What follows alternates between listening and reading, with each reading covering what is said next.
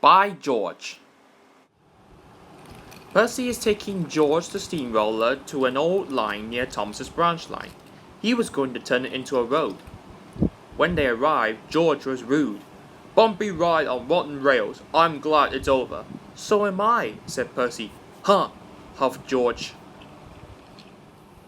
Percy was still fuming when he met up with Thomas. "What's up, Percy?" "It's George. He makes me feel down." "Just ignore him," puffed Thomas. George was now enjoying himself. "Ripping up rails," he chortled. "What a life!" "What do you think of this, Thomas?" Thomas took no notice. George felt insulted. "You are a useless blue puffball." But Thomas didn't hear. "I'll show him who's boss." The road is now completed, but they left the level crossing. "What shall we do here?" said the workman. "Tear it up, tarmac it," said George. So they did, but not properly, and George knew it.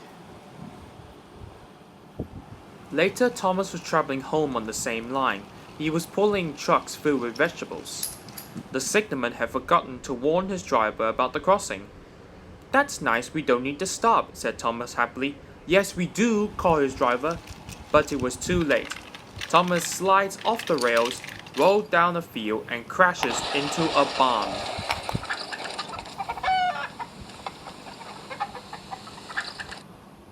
The next day, Percy told Gordon all about George. "Huh," snorted Gordon. "You're just a small engine. That's why he's rude to you. He wouldn't dare cause me any trouble." George had been taken to some yards to work. Oliver arrived with the train of empty trucks. George was blocking his way, and a truck was stuck on the main line. "Let me through," demanded Oliver. "You just had to wait," replied George. "There's no time to wait. I must clear my trucks from the main line to let Gordon through. Then he'll have to wait too," said George. Oliver's driver went to complain, but the signalman had set the signal to allow Gordon to speed through. His passengers were singing his praises, and he was making express time. "I'm the greatest, just watch me fly by," he whistled long and loud as he approached the junction. Suddenly, he saw a truck on the line ahead. "Get out of my way!" But the truck wouldn't move until Gordon forced it.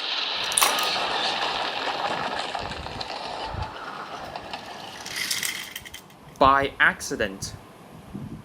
Gordon was worried that the Fat Controller would be cross. He was, but not with Gordon. Whoever caused this disturbance will have me to answer to.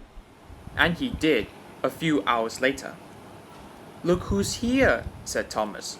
George had been found out by the Fat Controller and was punished. He looked miserable. "Now we can get some peace at last," said Percy.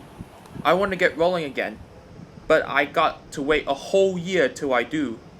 And then you'll be just as rude as ever. Eh, George?" "I hope not. Don't you?"